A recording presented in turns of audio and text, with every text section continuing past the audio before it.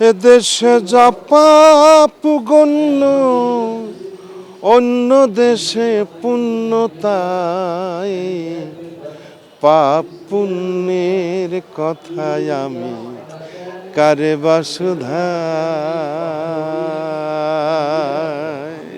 আজকে আমি ব্যক্তি শফি মণ্ডল না, আমাদের শেকড়ের গন্ধটা, মাটির গন্ধটা, দেশের গন্ধটা, মায়ের গন্ধটা যেন মুছে না যায়। আমি একজন সাধারণ বাউল, শেকড়কে ভুলে যাব এমন তো না।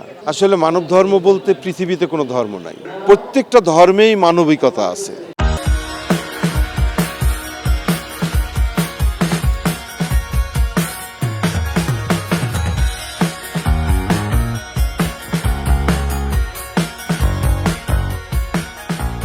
দর্শক, আমার সঙ্গে রয়েছেন বাউল সম্রাট শফি মণ্ডল। কথা বলবো তার নানা বিষয় নিয়ে। কেমন আছেন শুরুতে জানতে চাই, কেমন চলছে? সবসময় বাউলরা একটু ভালো থাকারই চেষ্টা করে, ভালো আছি এবং খুবই ভালো চলছে। আজকের প্রোগ্রামটা নিয়ে যদি প্রথমেই আপনার কাছে একটু জানতে চাই, কেমন দেখছেন, কেমন সব কিছু মিলে? আজকের প্রোগ্রামটা মূলত আমরা এসেছি বাংলাদেশ বাউল ও লোকশিল্পী সংস্থার পক্ষ থেকে। আজকে আমি ব্যক্তি শফি মণ্ডল না, একটা সংস্থার পক্ষ থেকে, যে সংস্থাটা বাংলাদেশের সারা বাংলাদেশের বাউলদের একটু জরিপ করছি আমরা, তাদের আর্থসামাজিক অবস্থা নিয়ে আমরা কাজ শুরু করেছি, কাজ করছিও। আর এটা নিয়ে আমরা দেশের বাইরেও অনেক কাজ করব, এটা আমাদের ভিতরে একটা বিশাল আশা আছে। কারণ বাঙালি জাতির ঐতিহ্যই লোকসঙ্গীত, আর দেশকে, মাটিকে, মানুষকে সহজে মানুষের কাছে, অন্য দেশের কাছে পৌঁছে দেওয়ার একটা খুব ভালো মাধ্যম এই লোকসংস্কৃতি, আমাদের সংস্কৃতি। নিঃসন্দেহে আমি বলবো যে এখন যারা আসছে তারা অত্যন্ত মেধাবী। আর আমাদের সময় যখন ছিল তখন মিউজিকের, আমি তো বিশেষ করে মিউজিক পড়ালেখা করেছি দেশের বাইরে, আর এখন ঘরে ঘরে মিউজিক কলেজ, মিউজিক ইউনিভার্সিটিতে পড়ানো হচ্ছে। তারপরে লোক সাহিত্য একটা সাবজেক্ট আছে, এটা নিয়ে ডক্টরেট হচ্ছে। তাই এখন যারা আসছে তারা তো খুবই জেনে বুঝেই আসছে। সুতরাং আমরা খুবই আশাবাদী, আমাদের ঐতিহ্যকে ধারণ করে বহন করবে সারা বিশ্বব্যাপী আমাদের পরবর্তী প্রজন্ম। শুধু আমার অনুরোধ থাকবে যেন আপনাদের বহন করার সময় আমাদের শেকড়ের গন্ধটা, মাটির গন্ধটা, দেশের গন্ধটা, মায়ের গন্ধটা যেন মুছে না যায়। আধুনিক সঙ্গীতের সঙ্গে লোকসঙ্গীত যখন আমরা মিক্সড দেখি, অনেক সময় সেটা অনেক সুন্দর করেও ফুটিয়ে তোলা হয়, আবার অনেক সময় দেখি যে সে করে যে অনুভূতিটা অনেক সময় কাজ করে না যন্ত্রের কারণে। আসলে সংমিশ্রণের ক্ষেত্রে অনেক সময় নানা প্রবলেম আমরা দেখি আধুনিক সঙ্গীতের ক্ষেত্রে। আপনার পরামর্শ আসলে কি থাকে?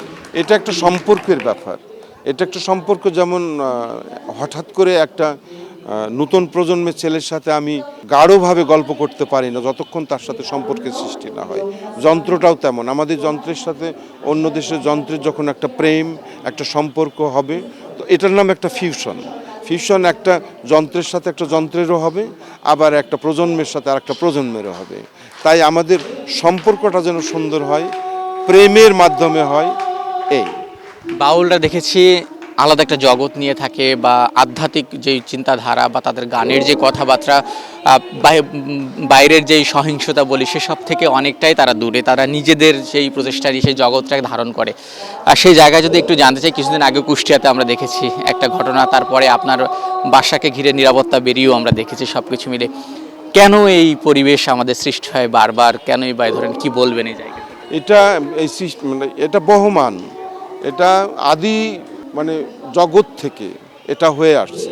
তাই এই সরকারকে আমি অভিনন্দন জানাচ্ছি। চাই আজকেই প্রথম আমি এই ব্যাপারে কথা বললাম, আমি কথা বলি নাই। আমি একজন সাধারণ বাউল, তারা ভেবেছেন সরকার যে আমাদের জাতীয় সম্পদ একটা বাউল, তাই আমার আখড়াকে রক্ষণাবেক্ষণের দায়িত্ব সঙ্গে সঙ্গে সরকার নিয়েছে। আমি গ্রামে ছিলামও না, এবং তাদেরকে অভিনন্দন জানাই। মাঝে মাঝে কি মনে হয় যে এই শহরে চাকচিক্য ছেড়ে একেবারে গ্রামের সেই আগের মতো? এটা তো সব সময় মনে হয়, তারপরে সব জায়গায় থাকার দরকার আছে। রুটি রুজির জন্য যেখানে যেখানে পরিশ্রমের জন্য যেখানে যেখানে যাওয়ার দরকার যেতে হবে, তাই বলে শেকড়কে ভুলে যাব এমন তো না, মাঝে মাঝে যেতে হয়। মাঝে মাঝে দেখি যে মিউজিক্যাল অনেকগুলো শো হয়, এই ধরনের উদ্যোগ আরও বেশি নেওয়া উচিত কিনা, কি মনে করেন?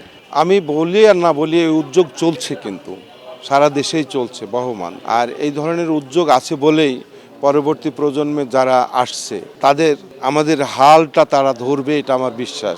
আর ওরা আমাদের থেকে অনেক মেধাবী এবং অনেক ভালো করবে, এটা আমার বিশ্বাস। কেমন পরিবেশ চান আসলে শিল্পী সঙ্গীতের জন্য? একটা মুক্ত পরিবেশ যেখানে অবাধে আমরা কথা বলতে পারি, গাইতে পারি, আমাদের মনের কথাটা বিনিময় করতে পারি, এরকম একটা পরিবেশ হলেই যথেষ্ট। বাউলের বেশি কিছু চাহিদা থাকে না। অ্যালবাম তো অনেক আসছে, নতুন নতুন এ প্রজন্মের লেখা গান গাচ্ছি। হ্যাঁ, আসলে মানব ধর্ম বলতে পৃথিবীতে কোনো ধর্ম নাই, প্রত্যেকটা ধর্মেই মানবিকতা আছে। আমরা বাউলরাই সেই সব ধর্মের মানবিকতাগুলো নিয়ে আমরা কাজ করি এবং সেই জায়গায় দাঁড়িয়ে থাকি।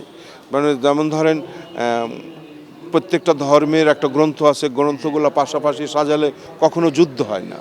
আর আমরা গ্রন্থ পড়ে যারা পণ্ডিত হয়ে যায়, পণ্ডিতে যুদ্ধ শুরু হয়ে যায়।